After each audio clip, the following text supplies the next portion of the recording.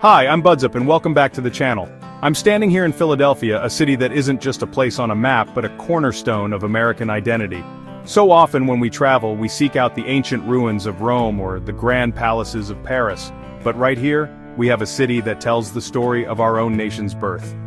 It's a living, breathing museum, where every cobblestone street and brick facade has a tale to tell. From the halls where the Declaration of Independence was debated to the quiet alleys where colonial life unfolded, Philadelphia offers a profound connection to the past.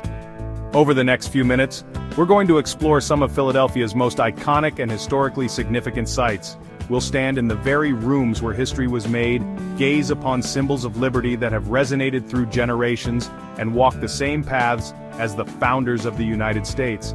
This isn't just about seeing tourist spots, it's about understanding the ideas, the struggles, and the triumphs that shaped a nation. It's about appreciating the context and feeling the weight of history all around us. So, I invite you to join me on this journey, whether you're a history buff, a curious traveler, or someone looking to understand America a little better. There's something here for you. We'll get beyond the postcards and dive into the stories that make this city so special. Let's go explore the heart of Philadelphia together. Let's get going. Our first stop is right here at Independence Hall. Now, this handsome yet unassuming Georgian-style building is, without exaggeration, the womb of the United States. Standing here, you can't help but feel a sense of reverence. This is where the intellectual and political giants of the 18th century, Jefferson, Adams, Franklin, Washington, gathered to grapple with the monumental questions of their time. It's one thing to read about the Declaration of Independence in a textbook, but it's another entirely to stand in the assembly room where it was debated, clause by clause, and ultimately adopted on July 4, 1776. Think about the courage it took. The men in this room were committing treason against the most powerful empire on earth. The summer heat, the pressure, the weight of the future on their shoulders, it all happened right here. A fascinating detail is the chair George Washington sat in as president of the Constitutional Convention. It has a sun carved into its back, and Benjamin Franklin famously remarked he wasn't sure if it was a rising or setting sun. After the Constitution was signed, he declared he knew it was a rising sun, a symbol of hope for the new republic. Visiting Independence Hall is essential because it connects you directly to the philosophical foundations of the country. It's a tangible link to the ideals of liberty and self-governance.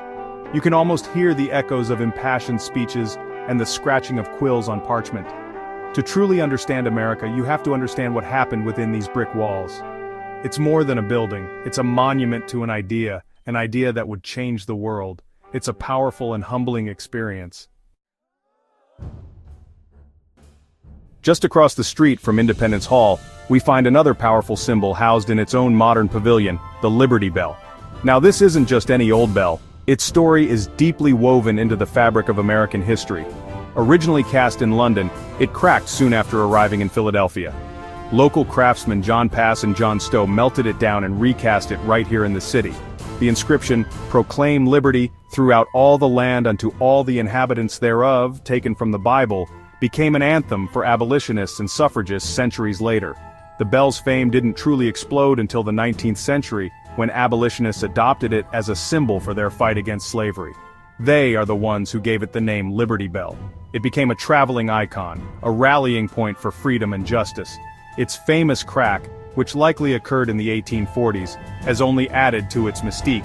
It's a reminder that liberty itself can be fragile, that democracy is imperfect and requires constant care and attention. It's a beautiful imperfection. Gazing at the bell today, you're looking at an object that has witnessed so much of our nation's story. It rang to call lawmakers to their meetings, it tolled for important events, and it became a silent but powerful witness to the long, ongoing struggle for equality. Its significance lies not just in its connection to 1776, but in how its meaning has evolved. It represents a promise of liberty that each generation must strive to fulfill for everyone. It's a must-see because it embodies the enduring and often difficult American quest for freedom. Now we're heading into a cozier, more intimate piece of Philadelphia's history, the Betsy Ross House. Tucked away on Arch Street, this small colonial-era home is traditionally known as the place where the first American flag was sewn. While historians debate some of the details, the story itself has become a cherished piece of American folklore.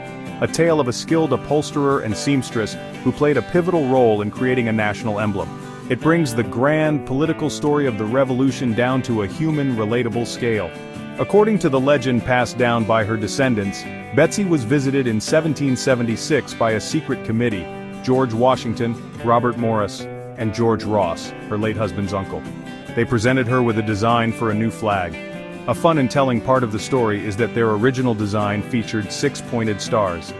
Betsy, ever the practical craftswoman, demonstrated how a 5-pointed star could be cut with a single snip of the scissors, making the process much more efficient.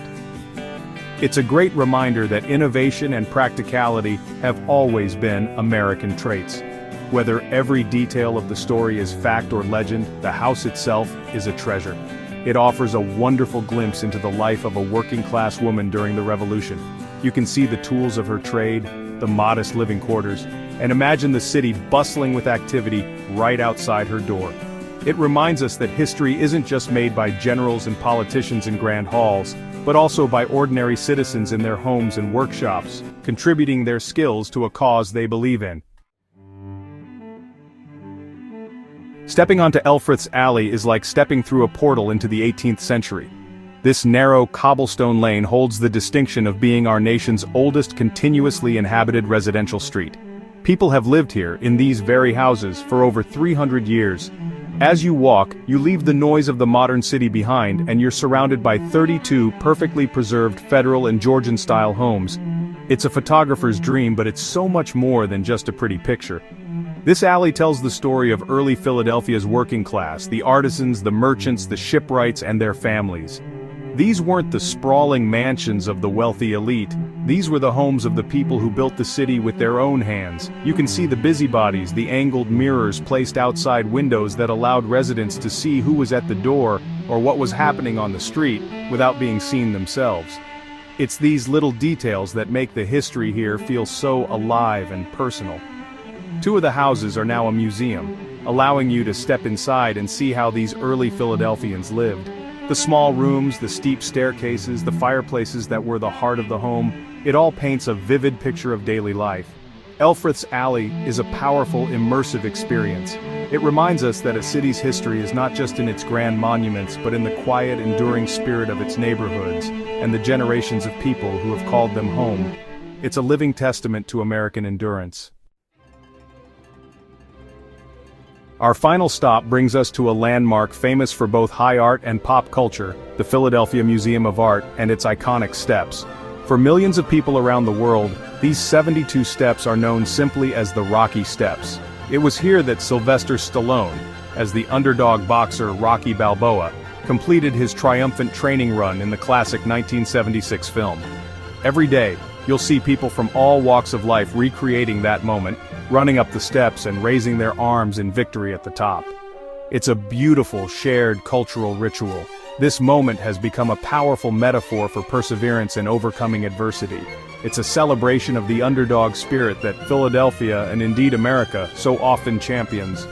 But after you have your Rocky moment, I urge you to turn around. The view from the top of the steps, looking down the Benjamin Franklin Parkway towards City Hall, is one of the most magnificent urban vistas in the country. It's a reward in itself, a panorama of the city you've just been exploring. And then, of course, you must go inside the museum itself. It's a world-class institution, home to incredible collections spanning centuries and continents. You'll find masterpieces by Van Gogh, Monet, and Picasso, stunning collections of Asian art, and entire architectural wonders like a medieval cloister and a Japanese tea house, painstakingly transported and reassembled here. The museum is a testament to the fact that Philadelphia is not just a city of history, but also a vibrant center for culture and art. It's the perfect end to our tour, a place that celebrates both the grit of the human spirit and its highest artistic achievements. And that's a wrap on our whirlwind tour of Philadelphia's historical heart. From the profound halls of Independence Hall to the triumphant view from the Rocky Steps, this city offers such a rich and layered travel experience. We've walked through 3 centuries of American history, but we've really only scratched the surface. Every corner here seems to hold another story, another piece of the puzzle that is the American experience. It's a city that rewards curiosity and invites you to look closer. I find that the best travel memories are the ones we share, the discoveries that spark a conversation. So now I want to hear from you. For those who have been to Philly, what's your favorite spot? Was it a quiet moment in Elfreth's Alley, the taste of a cheesesteak, or another hidden gem we didn't get to today? Share your experiences and recommendations in the comments below. Let's build a community of smart travelers and help each other discover more. Thank you so much for joining me on this journey through Philadelphia. If you enjoyed exploring the stories behind the sights and want to see more travels that connect us with the history and culture of a place, please consider hitting that subscribe button and turning on notifications. There are so many more places to see and stories to tell. Until next time, keep exploring and travel with an open mind. Happy travels.